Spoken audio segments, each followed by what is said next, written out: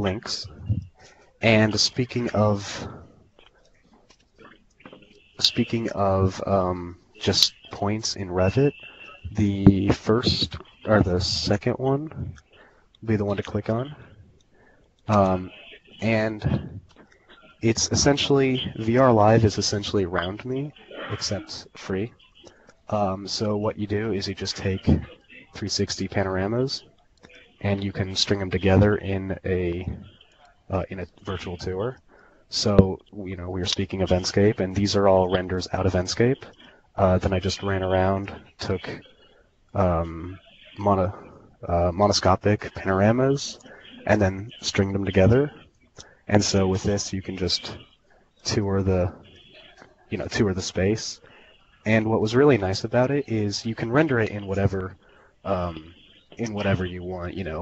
If you just want basic renders, do them quickly. For me, I used Enscape, Unity, and Unreal mostly, but you can use Live, whatever you're most comfortable with. So this one, being out of Enscape, took, from start to finish, took at most 30 minutes, including the render time for all of these. These are just examples that you can have like multiple different render styles. They're not important right now. The next one was out of Unity, and this one's a little that's the wrong one. This one's a little wonky, just because I learned that if you take the renders wrong, you'll be off axis. But again, I found some plugins for Unity and Unreal that just allow taking panoramas, and because they're game engines, they render out pretty much instantly. So this one took even less time to put together. I put this one together in probably 10 minutes just before the meeting. And I mean, not including obviously putting the game together, that took much longer, but that happened months ago. And then also, it's not bound to renders, of course. This is just a tour that I made on my phone of our Seattle office. So, I mean, if you have a 360 camera, that's going to be a lot better, but you can do this with a phone. You're just going to get weird people like Slender Man over here. Let me see.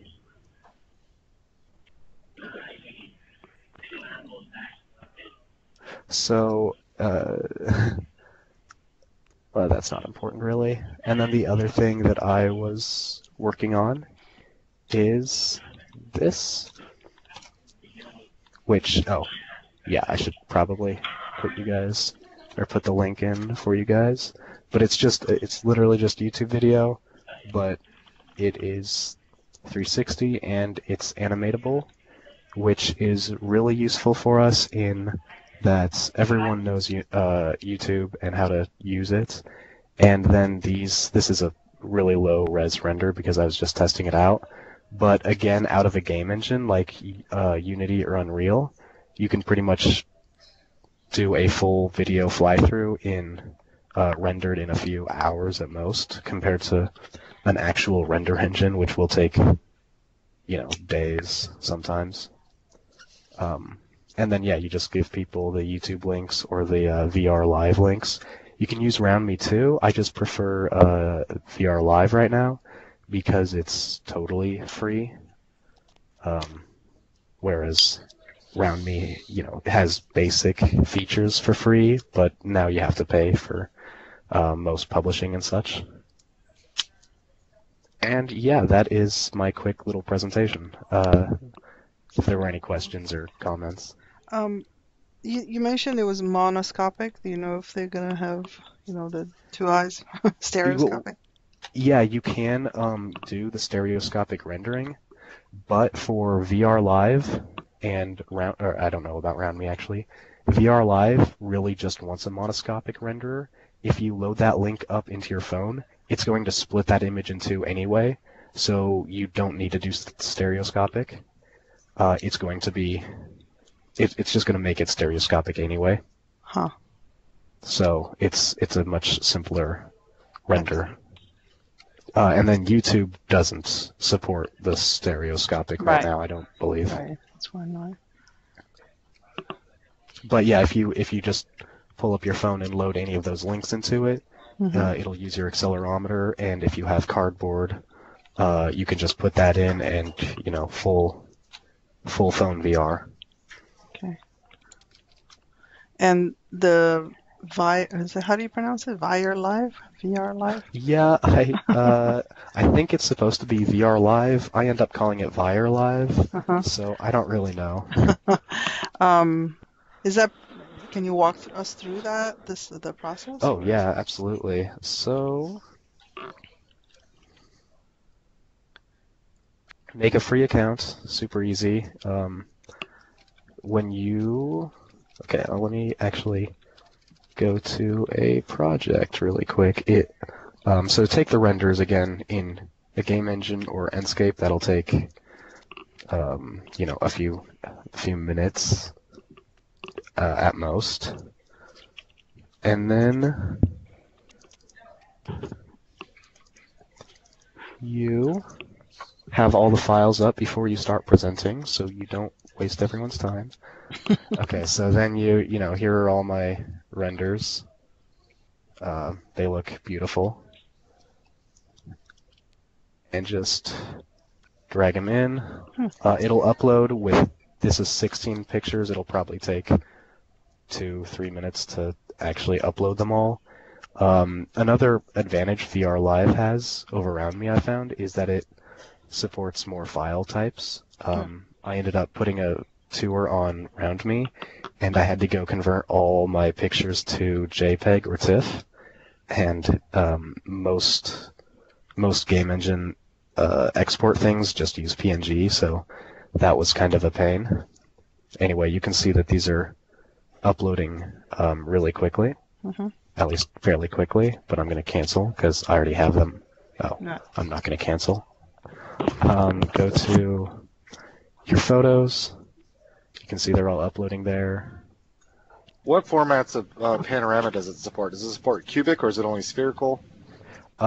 So far, I have not. These are all equirectangular. I haven't really had any that it hasn't accepted. Whoa. Oh, that's just it uploading. Yeah, I haven't had any that it's said no to. So, I'd have to take a look at that. Anyway, grab the photos you want. Actually, let's go further back. Yeah, let's do this tour again because there's only 4 pictures. Grab the photos you want. Sorry, it's taking a lot more than I wanted.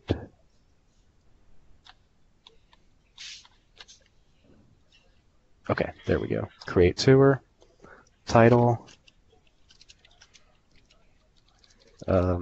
all that. And there it is. And you just...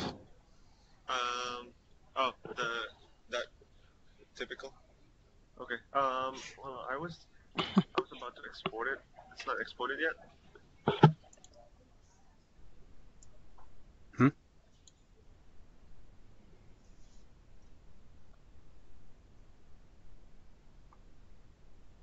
Are you guys there? Yep. Okay, cool. I just got no sound for a second. No, and he muted that's himself. Yeah. Okay, and that's pretty much it. I mean, you can add information spots. You can add videos and stuff. Right now, this is something that RoundMe does a lot better because it actually pulls up a window, whereas VR Live brings up a side panel. I see. Which is, right. I don't think it looks as nice. Yeah. But there you go. It's stereoscopic. Right. Very nice. And yeah. So anyway, that's You can also adjust IPD on this, Oh, that's which nice. is very nice feature. Huge. That's huge. All right, I'm sold. So yeah, You sold me on free. good.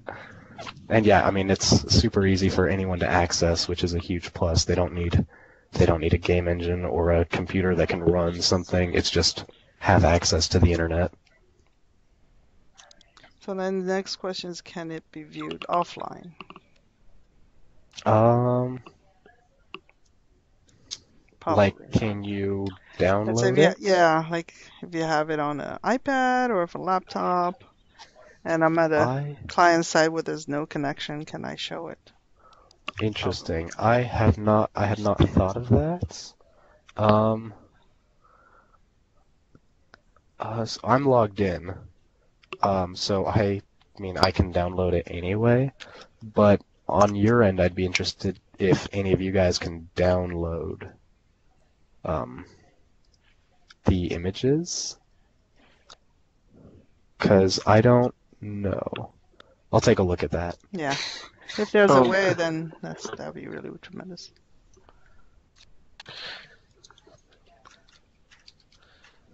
Simon, I have a question about that. Go back. You had it right there. I saw the HTML something, right? Yep. The bottom this? HTML. Mm-hmm. Yep. HTML desktop. I bet you that'll do it. WebGL. Yep. Yep. Yeah, because if you can download the HTML and then just open the browser. Yeah. Then that might. Because you could do that with A360 panoramas. Yeah. Download the folder with the JSON the image, and just make HTML file. You launch the HTML file, and you're good to go. Okay. I don't know. Perfect. So give it a shot with this and see what. I can't click on that right now. Okay. But I will. I mean, I'll take a look afterwards and probably send out an email once I figure something out. All right. Because the nice thing about downloading them was we were able to put them to preload them to a phone. That didn't necessarily have internet or doesn't have a data card like one of the Gear VRs. You preload it on a phone. Right. Or like when somebody's going to foreign countries, doing that, being able to just take it preloaded on a laptop. Right. That would definitely be a plus. But this is nice either way. I mean, nice job. So this would probably be used with the Gear VR more than something like the Oculus. Yeah. It would definitely. It'd definitely be phone VR more than it would be Oculus or Vive. Yeah. Simon, if you open that link from your phone and have this browser still open, will it sync onto your Gear VR or your Google Cardboard? You mean if I made a change? No. Let's say you move your head in your phone because it will turn, right? Mm-hmm. Will it sync like inside VR does? Sync not. What? I think what you're asking is if you load this on the phone and have this on a browser, will both of them move at the same time? Right. I doubt it. I don't think so, but I haven't tested that out. Sure. Yeah, I think what Insight does is actually streams the tracking information from the device, and that's how it can streams what the person who's wearing it is seeing. Yeah. Whereas this one, you're just seeing what's on the screen right now. Okay. Yeah. So even if you open up a separate version from your laptop, what you're seeing is what the laptop is doing, as opposed to what the person wearing the goggles is doing. And you can embed it too, it looks like. Yeah. Yeah. Cool. Anything else? Yep, that's wonderful. Yeah, because I think I don't know if we were looking at InstaVR, as we're looking at different ways of hopefully standardizing cardboard viewing of 360s. Obviously round me is one way, but if there's a way that we can have like a PW branded app that the phones can use and then tap into a central library where different projects can store their imagery and online, that would help project teams, in terms of like making it easier so the process is the same. And then you can centralize all that collection of imagery so that if you're any project who's looking for the same type, whether it's like healthcare or, office building or K through 12 or something, then you can have a whole array of projects that they can sample that are in VR. Right. So one software that we were looking at was called InstaVR. I don't know if anybody's seen that one. You just copy the link here, and we were testing that. It does a lot of similar things as RoundMe, but it automatically through the web has an interface that allows you to create iOS and Android app that the user can use on the phone. So there's plus and minuses to it, right? So if it, like RoundMe, it's just a website, so anybody can access on a website. That's the easiest way. But at the same time, we wanted to see if we can brand it so that we can say we have a PWVR app or something like that. So we were testing that. The quality we had issues with. Somehow the VR imagery, we found the left and right eye wasn't like lined up. So it was kind of fuzzy and a little kind of confusing. So we're still trying to talk to the company to try and find out if it's something on our end, if it's the image or what's going on here. But that's why I was kind of curious when you said that with the VR Live, you're able to adjust the IPD, which is great. I think that might be the issue. If the IPD is the wrong setting, it could just totally make people feel kind of queasy, right? Right. So this is definitely a good contender, so I'll look into that as well. Well, thank you. Yep. My pleasure. All right. Next up, we have LA.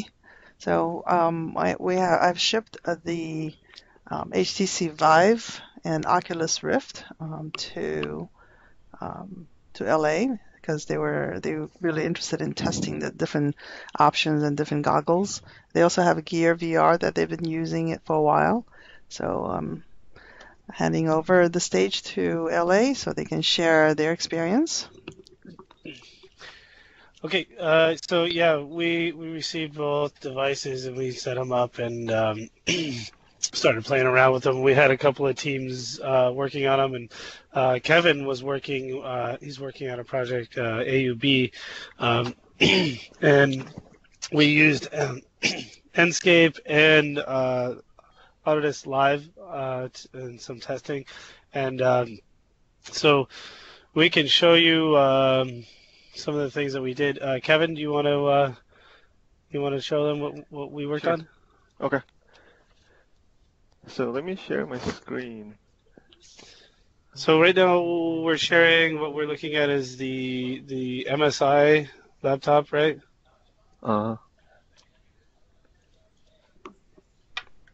Okay, I can see it. Oh, you can see it. Okay. Well, so yep. So just for a quick introduction, AUB is a project that we're doing together with Chicago office, and we are utilizing Gear VR for the last presentation using 360 stereoscopic images. I guess it's a good thing to start with that. So I'm just going to show you quickly what we had in the past presentation.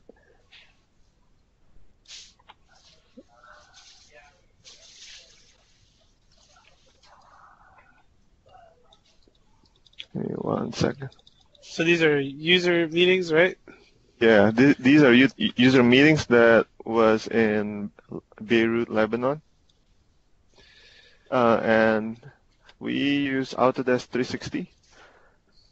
So this is straight out of Revit. This is an ICU room that we presented. So not only using the goggle, they were also happy that they can use this link to just kind of talk about medical equipments and understand the space a little bit more, because they were mentioning that when the medical consultant talked to the users, they were having a hard time understanding the plan views of all the booms and dash lines, and sometimes you have to look at it from RCP views. So they really loved it, and then we also studied how the nurse look at the patient rooms. So this is the nurse station here, and we are trying to decide if we want to do outboard toilet, which is on the curtain wall side, or inboard toilet, which is on our side, which reduces the vision of the nurse. Now, correct me if I'm wrong. This is important because the nurses have to have direct access to the patient's head. Am I Right. correct there? That's the main thing. Yeah. Yeah. And then just to show you one more comparison, this is the outboard. Let me open the inboard. So this is the inboard scene. It's still loading. Not sure. Okay.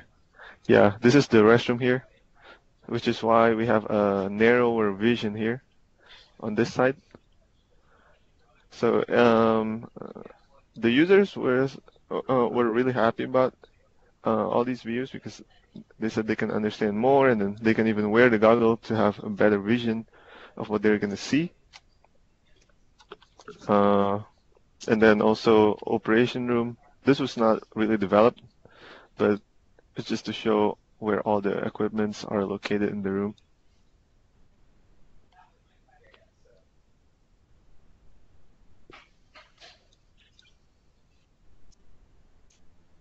It's taking a while. Okay, yeah.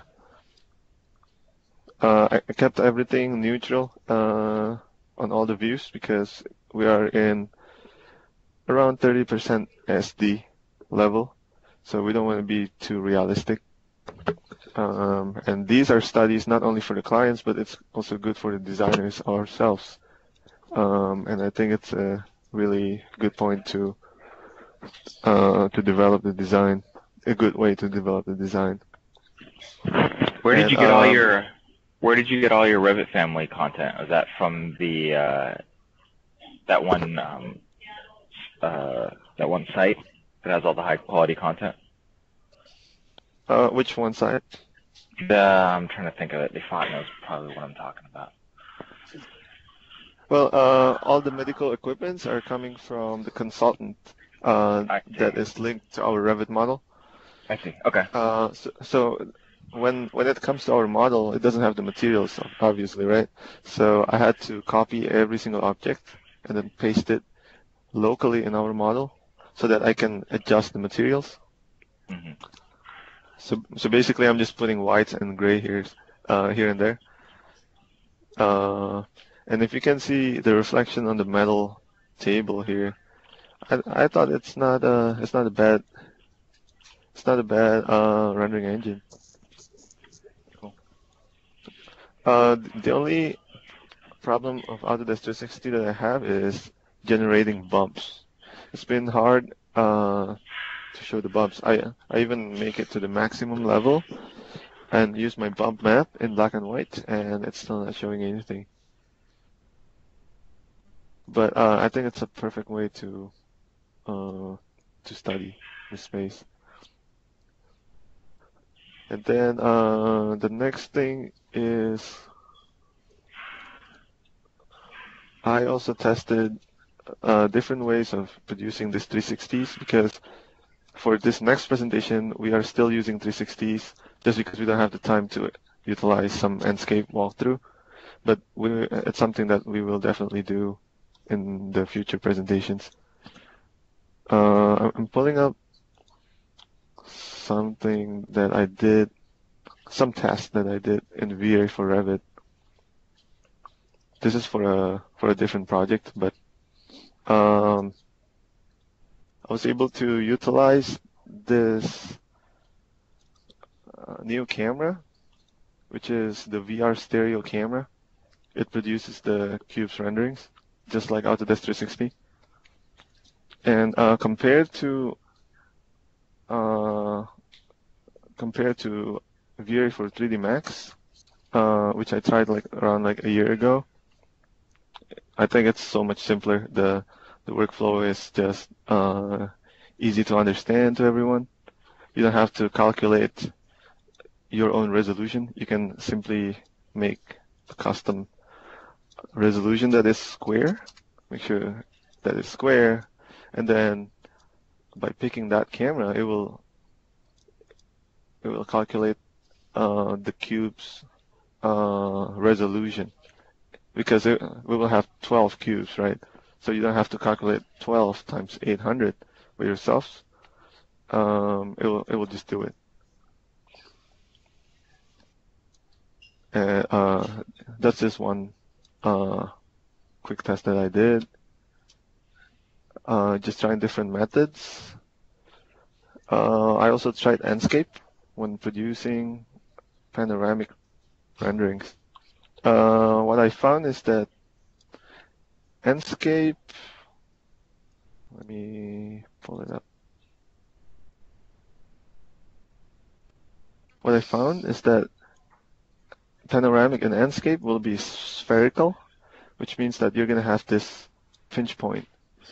I don't know if you can see it. At the bottom, at the very bottom, and the very top, you will see a pinch point, which will make the space blurry around it. But it's a very fast way to study space. This is literally done in 5 minutes. I didn't even change any sky or any light or any sun adjustment. And it keeps all the materials from Revit really well. This is still an SD level model, so we don't have the ceilings yet. It's still bare concrete here. But at least we can study that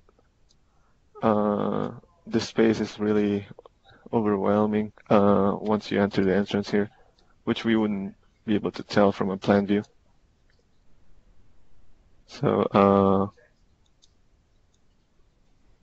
this is from Enscape?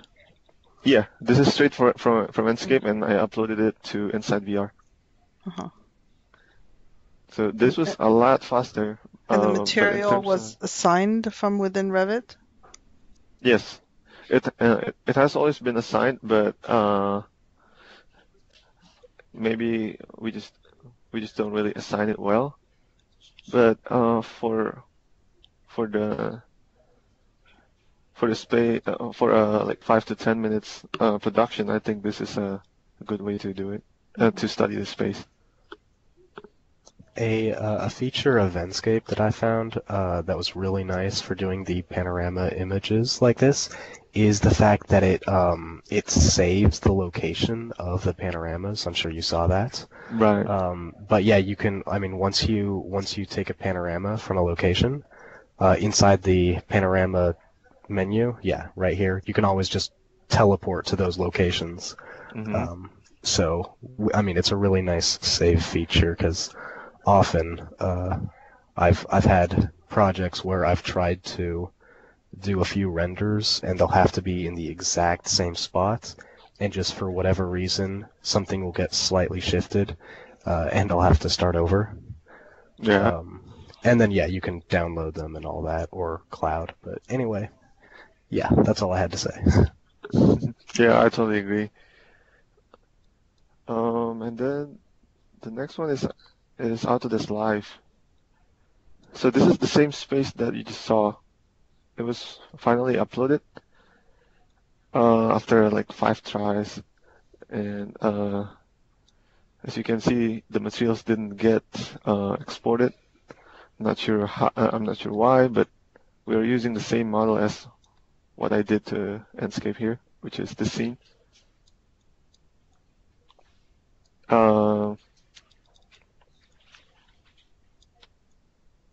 And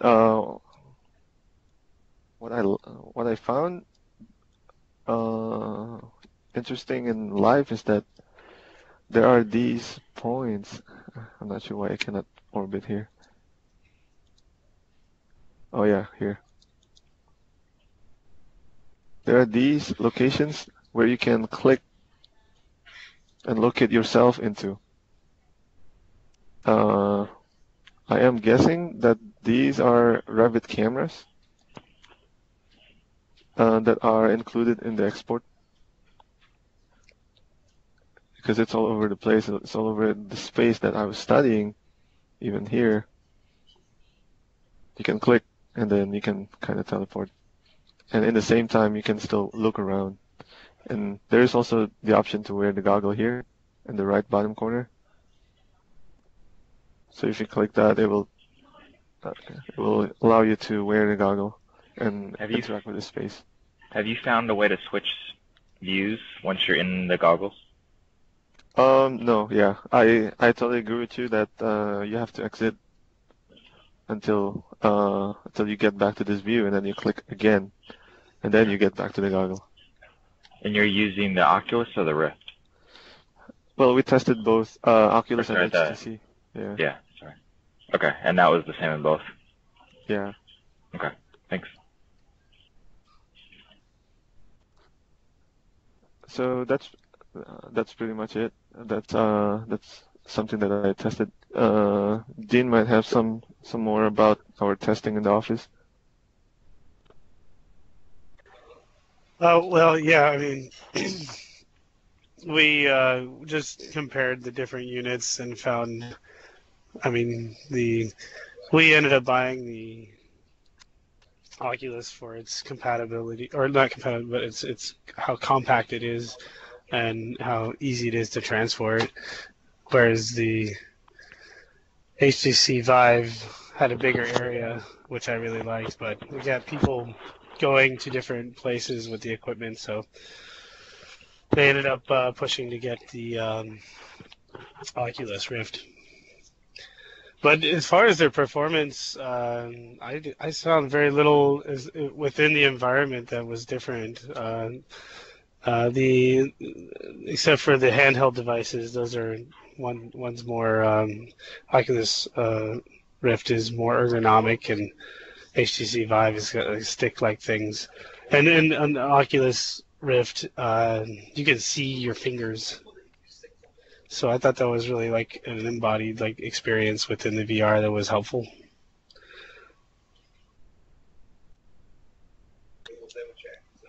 Yeah, I totally agree that I didn't find any quality difference, or maybe not that I could notice of, between HTC and Oculus. But the difference is just room tracking and simplicity, and how it's set up, and how big you need, how big of a space you need. But I think the space limitation is significant, because once you become comfortable moving around in VR, you want to be able to have users walking, like using their feet to navigate, right? So that, because that's like gives you a real sense of being within the environment. And people, when they navigate with the controlling devices, that oftentimes causes some nauseousness or dizziness. But actually walking with their feet, I think is less of that, and which is why the teleporting thing is really important, because if people can just go to certain spots and teleport without having to navigate with the joystick or controller, is better experience.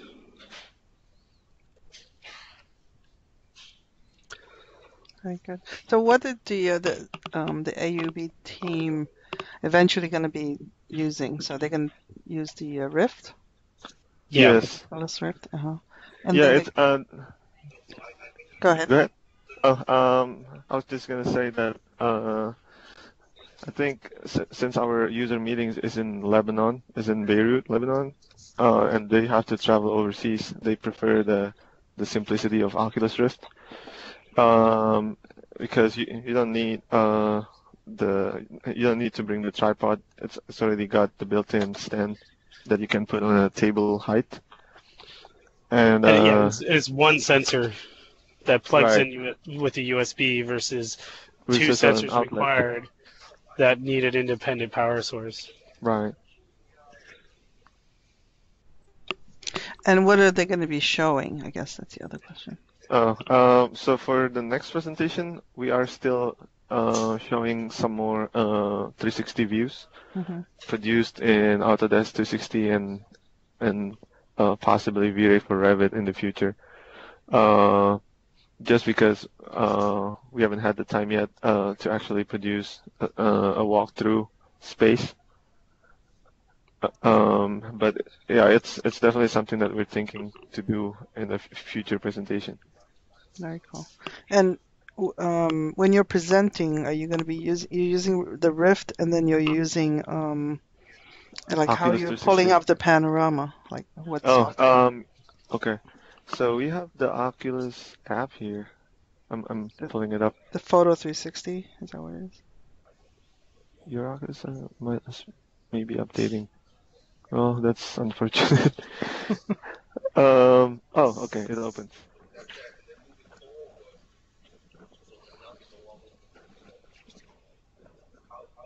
Yeah, basically I'm using the Oculus 360 that can be downloaded from the Oculus app, and then from there you can open it locally without internet connection, which I like, which actually what they really need, because they said that the internet connection is very jumpy there, so we don't want to rely on something that is jumpy or may not work sometimes.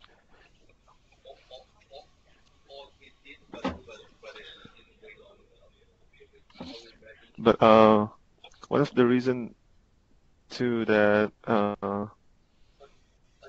I hear from the team that they like about the 360 is that it's more pre-made. That you have more you have more control to the lighting, to how the texture looks, and I think you can make a better quality rendering in that, just like a still rendering. And what I found from Enscape is that since it's real time, it will look more cartoony, a little bit more cartoony than the 360 rendering. But I like how you can walk the space.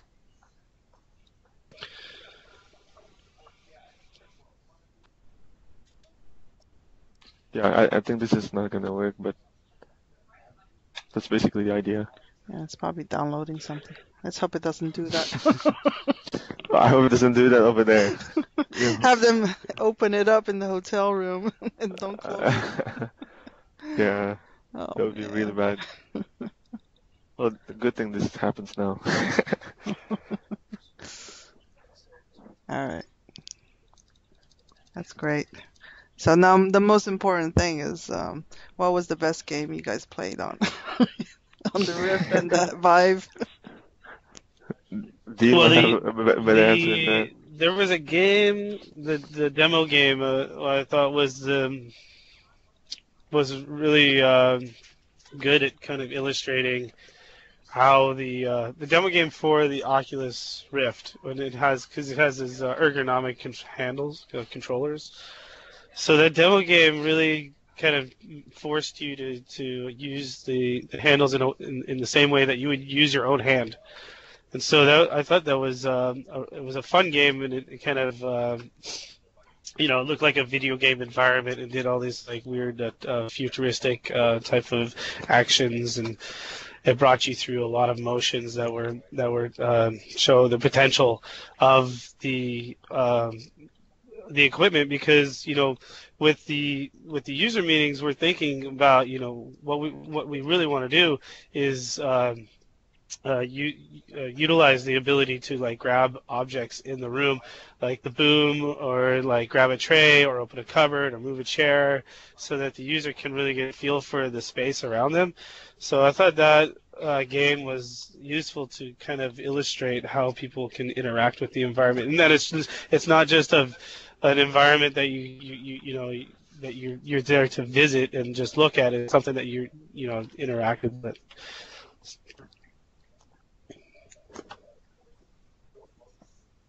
That's very cool. Did you guys try the tilt brush on the Vive? Yeah, I didn't get to try that, but I've been seeing all the videos though. Yeah, the what? Tilt brush. Tilt brush. Tilt brush? What's that? I didn't know about that. It's a paint program on the Vive.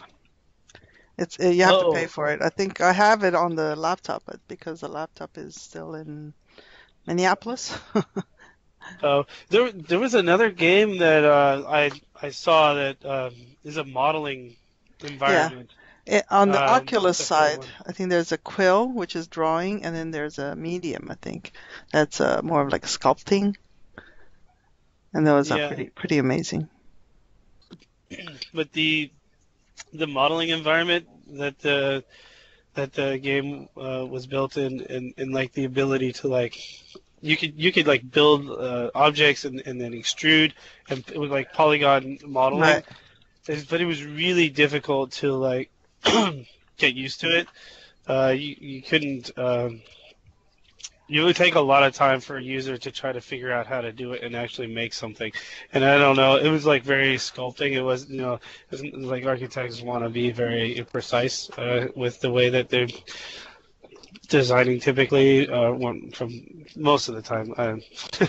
But yeah, so there was difficult. I thought there was a lot of potential there to give a designer an environment that they could start modeling and be in full scale in the environment, but it's just not. It's too sculptural. It's made for like creating like dinosaurs or something, but it's not precise enough to create like a building. But it's a possibility, there's something that can be done there. Yeah, and then there's that Editor VR, I think. That's the one that they have it both for Unreal and Unity, that you can basically do Unity from within the VR. Okay. Yeah. So you can edit your object, you can move it around, you can design your scene. What was it called again? Editor VR. Oh, okay. Yeah, because it'd be great if you can interact in the space. Yeah, so you put in your scene and then you can bring it into the VR. Okay. So that's the next step then. Yeah. And it has both for Unity and Unreal. Yeah, I think this is one of them. I just put the link in the chat. Manuel, you tried it? Yes, I have. And did you guys end up buying anything? Yeah, we got the Vive. Oh, you got the Vive. Okay, cool. Yep. And you were able to get the Editor VR to work? Yeah, we did. Hopefully, I think we're doing the next presentation. Hopefully I get to show you guys some of that. Cool. So Miami's up next. Anybody else interested in sharing next month? If you are, please let me know. Well, we're going to be presenting VR in this. We were invited to present it at this event, so I can bring back the findings. Which event? Oh boy, It's an event by AIA. I think the topic is virtual reality in architecture. Oh, cool. And we have three architecture firms that will come in, and we are one of us. Cool. Very cool. All right, make us proud. If you need any materials from any of the, anybody else around the firm, let me know. Yeah, that might be really helpful. Sure. Because I have access to all the Insight VR folders. With the Enscape, has anybody tried to load more context around the project? Like an entire site? Yeah, maybe a couple blocks, or get really greedy and load a whole city.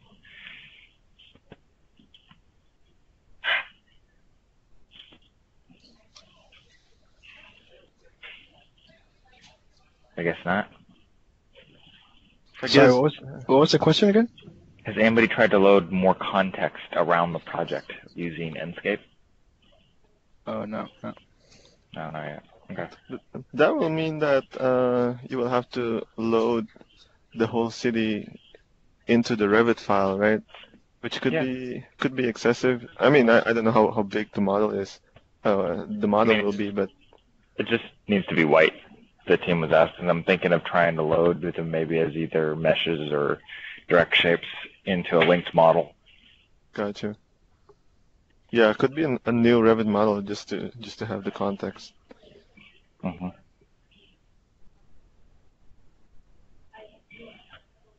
Well, you can test it out and let us know next time. If you see a plume of smoke from San Francisco, you'll know what happened. Alrighty. Okay. Well, thank you very much for all the presenters today. And we'll probably have Miami next time and somebody else. So we'll talk to you guys soon next time. Thank you. Thank you. Bye-bye. Bye. Thank you, bye.